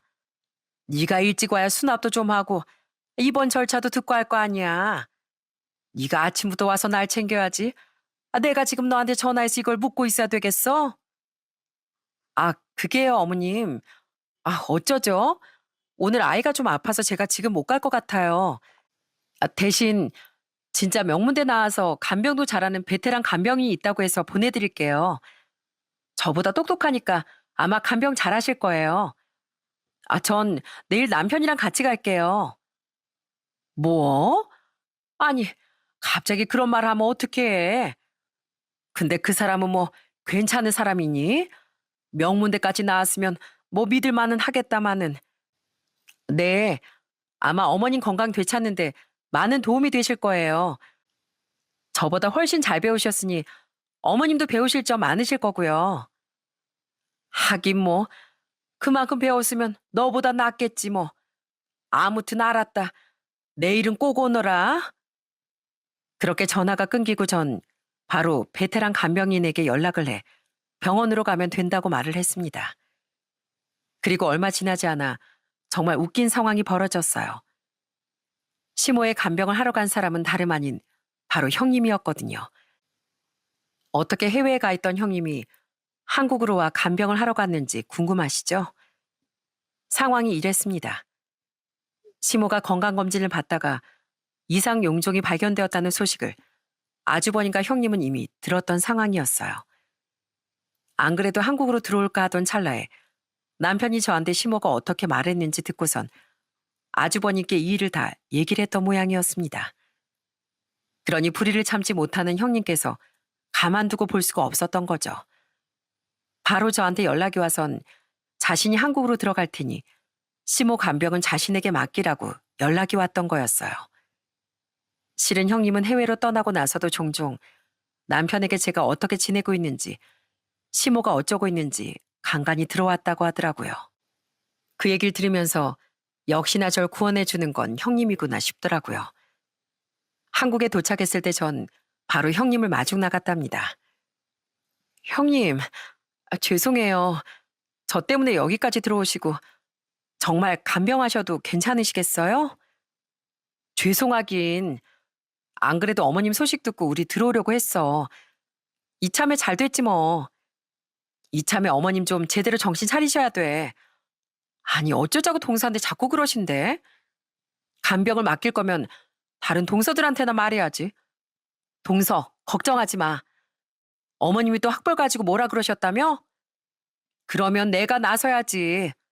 우리 집에서 제일 많이 배운 게 나니까. 내가 가서 간병하는 게 맞아. 형님은 그렇게 절 대신해 시모 간병을 도맡아 하겠다며 저에게 걱정하지 말란 얘기를 남겼습니다. 그렇게 해서 형님이 간병인으로 시모의 병실로 향하게 된 거였어요. 그런데 그 후 어떤 일이 벌어졌는지 아시나요? 시모는 얼마 못 가 저에게 미안하다며 전화가 왔더라고요. 그제서야 전 형님이 시모의 간병을 어떻게 했는지 들을 수 있었죠. 그 상황을 들으며 상상을 해봤는데 얼마나 웃겼는지 모릅니다. 왜냐하면 저희 형님은 진짜 똑부러진 사람이었거든요. 그래서 위암 환자에게 나쁘다는 건 절대 못하게 했습니다. 원래도 똑부러진 형님을 시모는 한 번을 이기지도 못했었는데 간병을 하면서 형님이 24시간 옆에 붙어 있으니 말 그대로 시모가 꼼짝할 수조차 없었겠죠. 처음에 딱 형님이 병실에 들어오자마자 시모는 진짜 경악을 금치 못했다고 합니다. 어머님, 저 왔어요. 간병인 필요하시면 저한테 얘기를 하셔야지. 동선 회사 다니고 바쁜데 제가 해야죠. 멀리 있어서 연락 못 하셨죠? 그럴 줄 알고 제가 왔어요. 제가 이래봬도 간병은 기가 막히게 하거든요. 너, 네가 어떻게, 아니. 그렇게 형님은 시모 곁에서 간병을 하게 되었습니다. 사실 형님의 친할머니께서 파킨슨 병에 걸리셔서 형님이 간병을 오랫동안 하셨거든요. 그러다 보니 저보단 자신이 좀 더 간병을 잘할 거라며 그렇게 얘기를 하더라고요. 형님은 정말 시모의 눈에서 벗어나질 않았대요. 그리고 사사건건 시모의 행동 하나하나를 지켜보셨답니다. 어머님, 어디 가세요? 화장실 가세요? 저랑 같이 가요. 어? 아니, 무슨 화장실까지 따라 들어와. 아유, 됐어. 나 혼자 가도 돼, 얘. 아유, 무슨 소리예요, 어머님. 어머님 그러시다가 쓰러지면 어쩌려고요. 제가 같이 들어갈게요. 편하게 일 보세요. 화장실까지 밀착 간병을 하는 형님에게 시몬 아무런 말도 하지 못했답니다. 거기다가 위암 수술을 받고 나서부턴 형님의 간병이 더욱 철저해지기 시작했고요. 수술을 받고 나서 빨리 회복하기 위해 걷는 게 정말 좋거든요. 그런데 저희 시모가 진짜 운동을 안 좋아하셨습니다. 평소 건강할 때도 안 걷는 양반이 수술 받으면 아프니 걷겠습니까? 그러니 계속 누워있으니까 형님이 억지로 시모를 일으켜 하루 종일 걷기 운동을 시키곤 했대요. 어머님, 이렇게 누워만 있으면 유착 와요. 그러면 장기 다 달라붙고 몸 회복도 안 돼요. 그러니까 얼른 일어나세요. 아파도 조금씩 걷기 시작해야지. 그래야 금방 낫는다고요. 아유, 얼른요, 얼른. 아유, 이렇게나 아픈데 어떻게 걸어. 오늘은 좀 실난다. 이러다 수술 받은데 찢어지면 어떡하니. 어머님, 복강경으로 수술 받았는데 바로 걸어도 돼요. 오히려 안 걸으면 큰일 난다니까요. 이것 좀 보세요. 어머님 가스도 안 나오고 배도 더부룩하고 보기 안 좋잖아요. 얼른요. 일어나세요. 제가 다 알아보고 말씀드리는 거예요. 뭐 하세요? 얼른요. 그렇게 시모는 복강경을 받은 다음 날부터 울며 겨자 먹기로 내내 병실 복도를 걸어 다니곤 했습니다. 다음 날 저와 남편이 병원에 가보니 시모는 여전히 병실 복도를 걷고 있더라고요. 그러다 저희를 발견하고선 울상을 하고선 반갑게 절 맞이해 주시는데 정말 웃음이 다 나더군요. 시모는 절 보자마자 형님한테 대뜸 이제 가보라며 얘기를 했어요. 아이고, 둘째 왔냐? 잘 왔다, 잘 왔어. 큰애야, 이제 넌 가보거라. 비행기에서 내리자마자 병원 왔다며. 아유, 고생했다. 이제 이렇게 둘째 왔으니까 넌 걱정하지 말고 가봐. 얼른. 그러자 형님은 무슨 소리를 하시는 거냐며 정색을 하고서 시모에게 말했습니다. 어머님, 무슨 소리 하시는 거예요? 제가 어머님 퇴원하실 때까지 옆에서 간병해야죠. 그러려고 여기까지 온 건데 저보고 지금 어딜 가라고 하시는 거예요? 어머님도 가방끈 짧은 며느리보다 어머님이 원하시는 고학력자한테 간병 받으시는 게 좋잖아요. 안 그러세요? 뭐? 아니, 난 그게 아니라. 아유, 왜 그러세요? 어머님이 그러셨다면서요. 원래 간병은 뭐, 못 배운 사람이 잘한다고 뭐 그러셨나? 근데 아무리 그래도 더 많이 배운 사람이 더 잘하지 않겠어요? 그러니까 저한테 간병 받으세요. 이따가 남편도 온다고 하니까 저랑 남편 돌아가면서 간병할게요. 그럼 되겠죠? 자, 이제 쉴만큼 쉬셨으니까 또 병실 몇 바퀴 돌다 오세요. 자, 출발. 아휴, 아휴, 정말. 형님은 그렇게 몇 분 쉬고 있던 시모를 다시 일으켜 세워 걸으라며 병실 밖으로 내보냈습니다.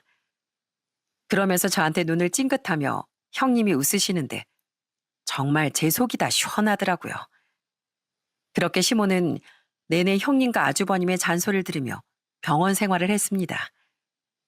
결혼 생활 내내 못 배웠다며 무시하던 시모는 그 기간 동안 정말 배운 만큼 다 배운 사람들에게 시달리며 제 마음을 조금이라도 느꼈던 것 같아요. 형님과 아주버님이 퇴원 후에 시모 식단을 일일이 다 짜놓고서 시모에게 이래라 저래라 설명했던 그날, 결국 시모는 저에게 울며 불며 전화를 걸어오셨답니다. 애미야, 제발 네 형님 좀 데리고 가거라. 나 진짜 이러다가 미칠 것 같아. 네가 와서 제발 네 형님 좀 모시고 가. 아유, 네 형님 때문에 나 이러다 제명에 못 살겠다. 왜 그러세요, 어머님? 형님이 진짜 공부 열심히 해서 어머님 위암 꼭 낫게 해주신대요. 어머님도 좋으시잖아요. 전 그런 거 잘 몰라서 어머님한테 잘 못 해드리는데 형님은 하나하나 다 공부해서 알려주시는데 좋지 않겠어요? 좋기는 무슨, 이것도 먹지 마라 저것도 먹지 마라, 이것도 하지 말고 저것도 하지 말라. 아주 내내 찬소리야 찬소리. 나 이러다 스트레스 받아서 못 살겠다 얘. 이번에 쟤네 해외 생활도 정리하고 우리 집 들어와 살겠다는데 이걸 어쩜 좋냐 어쩜 좋아. 다 어머니 위해서 하는 일이잖아요. 잘 배운 저희 형님, 어머님한텐 더없이 좋은 분이시니까 어머님이 좀 참으세요. 전 그렇게 울먹거리며 말하는 시모의 말을 들으며 웃음을 꾹 참고 얘기를 했답니다. 그렇게 시모가 퇴원하던 날, 형님과 아주버님은 다시 한국으로 들어오기 위해 해외 생활을 정리하고자 다시 해외로 떠나게 되었어요. 그러면서 형님은 시모에게 한마디를 남겼습니다. 어머님, 저랑 있으신 거 편하지 않으셨죠? 제가 이 집 며느리들 중에 제일 많이 배웠지만 어머님은 저하고 있는 게 제일 불편하시잖아요. 어머님, 사람은 그 누구도 무시받을 존재가 아니에요. 다신 동서한테 함부로 대하지 마세요. 또 한 번 동서 무시했다는 소리 들으면 저희 정말 어머님 모시며 살 거예요. 아셨죠? 몸조리 잘하시고요. 다시 한국 들어와서 뵐게요. 형님의 똑부러지는 말에 시모는 아무런 말도 하지 못하셨습니다. 그러면서 형님은 공항까지 마중 나간 제 손을 잡으며 말했어요. 동서, 이제 걱정하지 마. 앞으로 어머님, 동서 절대 무시 못할 거야. 그나저나 동서, 그거 들었어? 셋째 동서랑 막내 동서네 요새 사이가 안 좋다고 하던데 그래서 어머님 병원에도 한번 안 온 거래. 네? 정말요? 그런 말 못 들었었는데. 알고 봤더니 시동생는 다들 결혼 생활에 위기를 겪고 있었더라고요. 셋째 동선 본인의 집이 잘 사니 시동생을 거의 대릴 사이처럼 생각해 마구 부려먹었던 모양이더군요. 제가 시모에게 당한 것처럼 시동생은 본인 처가댁에서 그렇게 무시를 당했던 거였죠. 그러니 셋째네는 그렇게 이혼 얘기까지 나오게 되었고요. 그리고 막내는 시모의 암 소식이 들리고 난 후에 누가 간병을 하냐 마냐로 싸우고선 사이가 나빠져 결국 이혼까지 언급했다고 합니다. 시모는 그렇게 예뻐하던 동서들이 자신이 암에 걸리고 나자 다들 모르는 척 외면했다는 걸 듣고선 땅을 치고 후회했다고 해요. 그렇게 동서들만 감싸 안으면서 조아라 했던 시모가 이 상황을 만든 거라고 생각합니다. 정말 두 동서는 시모가 입원한 동안 한 번도 병문안도 오지 않고 전화 연락도 하지 않았어요. 결국에 막내 시동생은 얼마 못 가 이혼 도장을 찍었고 셋째 시동생은 시동생이 동서를 이기지 못하고서 그 처가댁으로 대릴 사이로 들어가 살게 되었답니다. 그렇게 되자 하루는 시동생이 저한테 연락이 온 적이 있었어요. 형수님, 죄송해요. 솔직히 저 형수님 늘 저희 형보다 모자라다고 생각했었거든요. 그래서 솔직히 엄마가 형수한테 못되게 굴 때도 별 대수롭지 않게 생각해왔고요. 그런데 제가 그 입장이 되어보니까 그동안 형수님이 얼마나 힘들고 외로웠을까 싶네요. 이제야 하는 말이지만 정말 죄송해요. 그리고 이렇게 시동생이 자신의 처가에서 무실당하며 살고 있다는 걸 알게 된 시모는 그때부턴 저에게 얼마나 잘해주시는지 모릅니다. 형님한테도 한 소리를 듣고 그렇게 아끼던 막내는 이혼까지 하니 이제야 현실이 좀 보이시는 것 같더라고요. 그렇지만 제 마음은 전과 확실히 달라졌습니다. 시모가 무작정 간병을 원한 이유로 전 시모에게 마음을 꽉 닫아버렸거든요.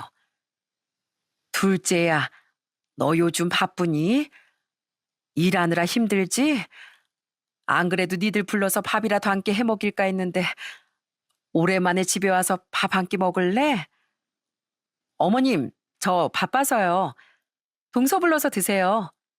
저랑 먹는 것보단 동서랑 같이 드시는 게 좋으시잖아요. 아휴, 넌 무슨 소리야 그게. 난 둘째니까 제일 편하고 좋다. 셋째는 그 집에 들어가고 나선 눈치 보여서 못 나온다고 한 번을 안 오고 막내는 어디서 뭐 하는지 연락도 한 통 없고 말이야. 또 네 시누인 워낙 자기만 아는 애라 뭐 나 신경이나 쓰겠니? 그나마 네가 있으니까 내가 며느리 옆에다 끼고 장이라도 보고 그랬지 뭘. 요즘은 집에 통 오는 애들이 없어가지고 네 형님네 와봤자 집안 뒤져가면서 마음에 안 드는 거 죄다 잔소리만 하고 말이야. 둘째 네가 좀 왔으면 좋겠는데 좀 와주면 안 될까? 죄송해요. 저도 바빠서 안 될 것 같네요. 아니 왜? 내가 고기도 사놓고 밥도 다 해놓으마. 너희가 와야 좀 웃을 맛이 나지. 내가 정말 미안하다. 그동안 너한테 상처 줬던 거 정말 미안해. 내가 잘못했어. 다신 나 그런 말 안 할 테니까 한 번만 좀 와다오. 어? 시모의 간곡한 말에 처음엔 한번 참고 넘어갈까 싶기도 했지만 그래도 흔들리지 않고 굳게 마음을 다잡고 있습니다. 솔직히 이것도 형님이 한국으로 다시 들어오시고 거기다 셋째네나 막내네 상황이 달라지고 시누이까지 시모에게 관심을 안 가졌기 때문에 이렇게 시모가 변한 것뿐이지 원래 그대로였다면 정말 저한테 잘해줬을까 하는 생각이 들진 않거든요. 시모는 지금도 여전히 후회한다고 하지만 전 시모에게 전처럼 잘해드리고 있지 않습니다. 못 배운 며느리라며 무시를 했으니 전 그럼 잘 배운 사람들에게 대접받으며 살라며 시모에게 얘기를 하고 있어요. 남편 역시 제 뜻대로 하라며 제 편을 들어주고 있고요. 시부도 그동안 중간에서 처신을 잘 못한 자신의 탓이라며 절 오히려 위로해주고 계세요.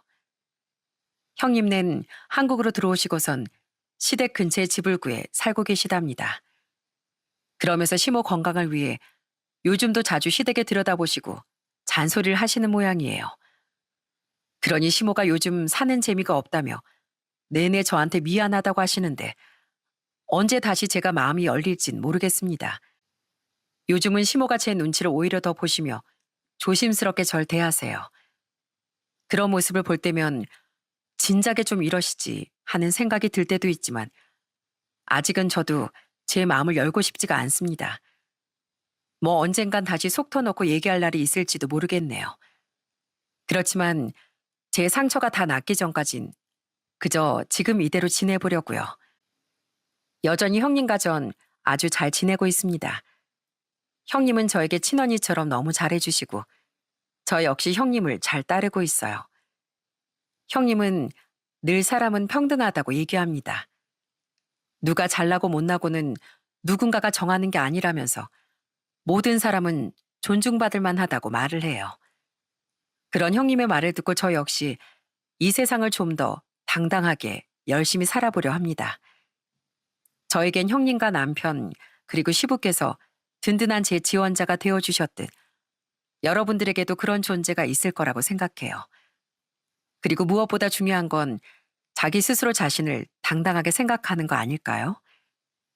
아무리 다른 사람이 절 무시해도 제 자신 스스로가 자랑스럽고 당당하다면 이 세상에 무서울 건 없다고 생각합니다. 제 아이한테도 늘 자신감 있고 당당하게 살라는 말을 자주 하는데요. 여러분들도 이 세상 누구보다 당당하게 또 자신감 있게 잘 살아가시길 응원하겠습니다. 제 이야기 들어주셔서 정말 감사합니다.